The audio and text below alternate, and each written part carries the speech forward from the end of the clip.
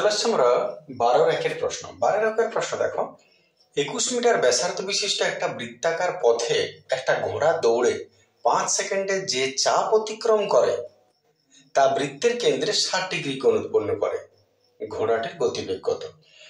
তাহলে 21 মিটার ব্যাসার্ধ বিশিষ্ট একটা বৃত্তাকার পথ আছে, যেটায় ঘোড়া দৌড়ছে।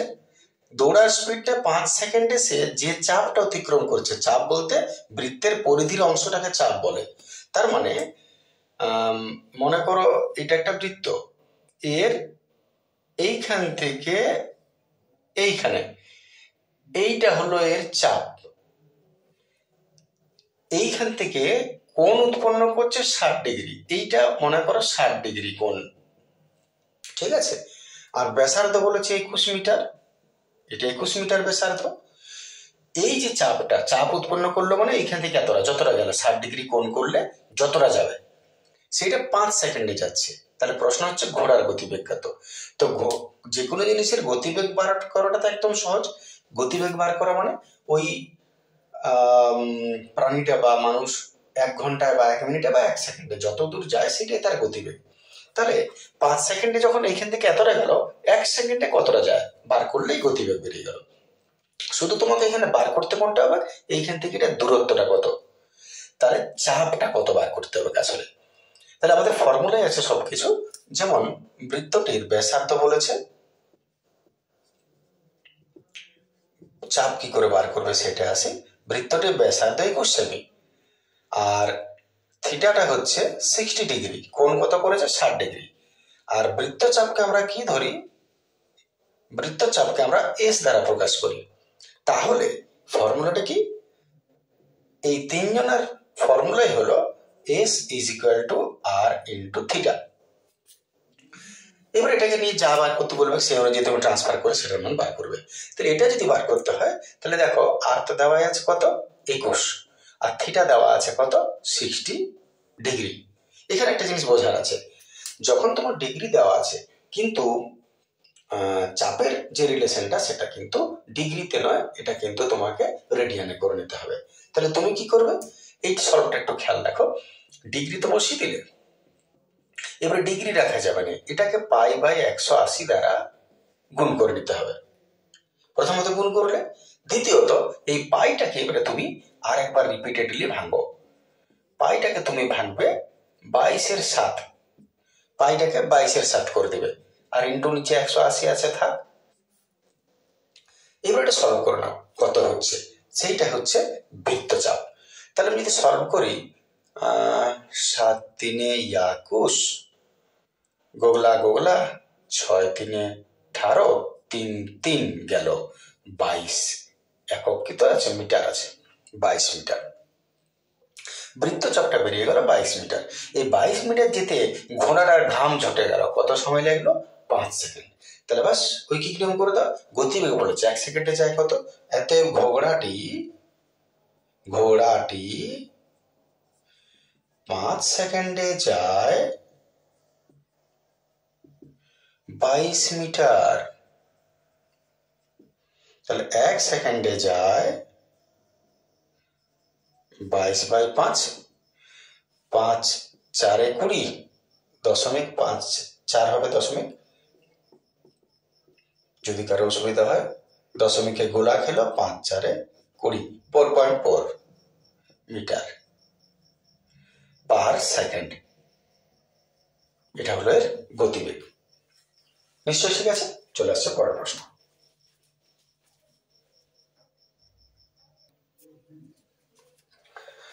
চলে আসছে আমরা 2 প্রশ্ন। প্রশ্ন কি বলছে, এবিসি ত্রিভুজের কোণ বি সমকোণ, অতিভুজ হচ্ছে √13 একক। ত্রিভুজের অপর দুটি বাহুর দৈর্ঘ্যের সমষ্টি যদি 5 একক হয় তাহলে সাইন সি প্লাস সাইন এ কত হবে? তো ছবি ছাড়া বোঝা যাবে না, আমরা ছবিটা একটু করে নিই।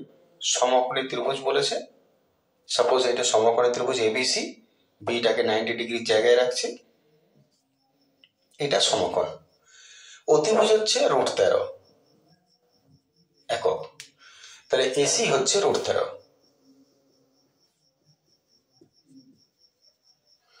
আরো বলেছে ত্রিভুজের অপর দুটি বাহুর দৈর্ঘ্যের সমষ্টি 5, তার মানে বাকি দুটো বাহুর যোগফল 5, তার মানে এবি প্লাস বিসি।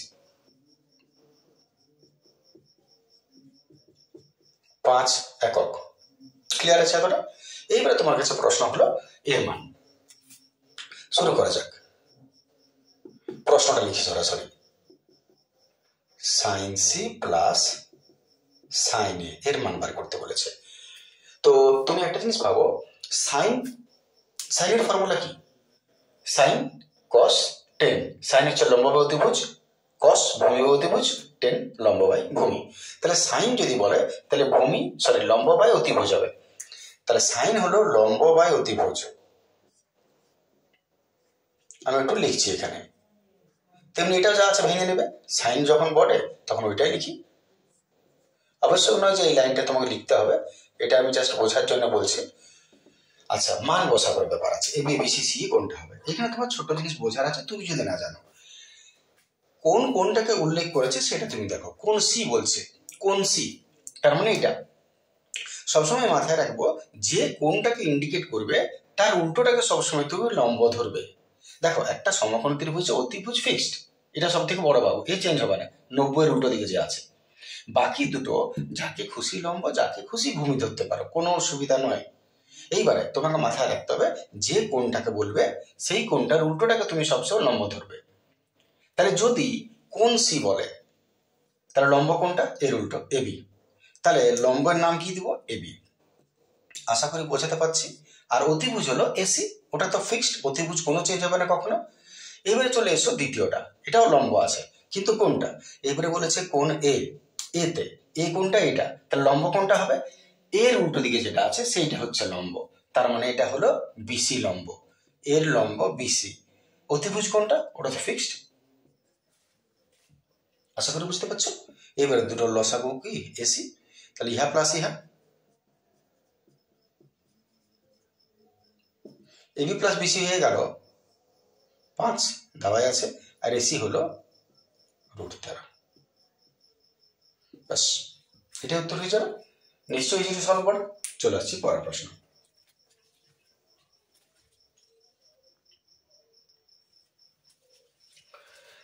তিনের প্রশ্ন বলছে আলফা আর বিটা পরস্পর পূরক কোণ হলে sine A plus sine B তার whole square is equal to 1 + 2 sine A into sine B প্রমাণ করতে বলেছে।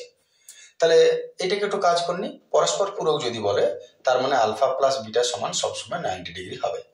এবারে এখান থেকে হয় আলফা নাহলে বিটার মান বার করে নাও, সবসময় যেটা মান বার করবে সেটাই বসবে। আমি বিটাটা বার করে নিচ্ছি। এত বিটা সমান 90 মাইনাস আলফা। ক্লিয়ার? চলে এসো এলএচএস। এলএচএস বলছে sign A plus sine B তার হোল স্কোয়ার। মান বসাও, সাইনের জায়গায় সাইন এ থাক, সাইন বি বি না লিখে সাইনের জায়গায় 90 মাইনাস আলফা। এটাকে দ্বিতীয় বন্ধনী হালকা দিয়ে দিলাম, এটা যেমন আছে থাক। আচ্ছা, সাইন 90 মাইনাস থিটা কি হয়, কস থিটা। তাহলে sine 90 minus theta cos theta, এটা যেমন আছে থাক। এবারে তুমি এ প্লাস বি তার হোল স্কোয়ার ভেঙে দাও। এ প্লাস বি তার হোল স্কোয়ারের ফর্মুলাই হয়ে গেল A square plus 2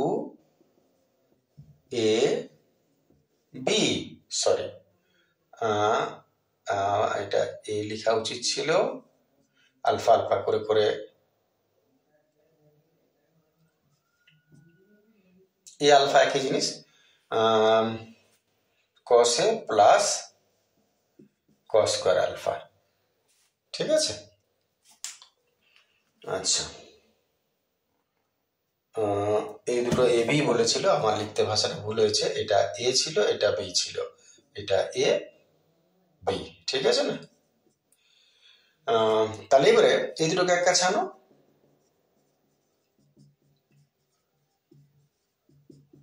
two sine A cos A. এইবারে sine square plus cos theta ফর্মুলাই 1 আর plus 2 sine A into cos A. দেখো সাইন এ ইন্টু কস এ আছে। এবারে ওটা চলে আসি, আশা করি ঠিক আছে তোরা। এটা এখানে রেখে দাও। চলে এসো আরএইচএস। আরএইচএস বলছে 1 + 2 সাইন এ সাইন বি। সাইন এ থাক আর সাইন বি এর জায়গায় বি এর মানটা 90 মাইনাস আলফা। 90 মাইনাস এ। আচ্ছা, সাইন 90 মাইনাস থিটা হবে কস থিটা। দেখো এটা মিলে গেল। অতএব LHS সমান RHS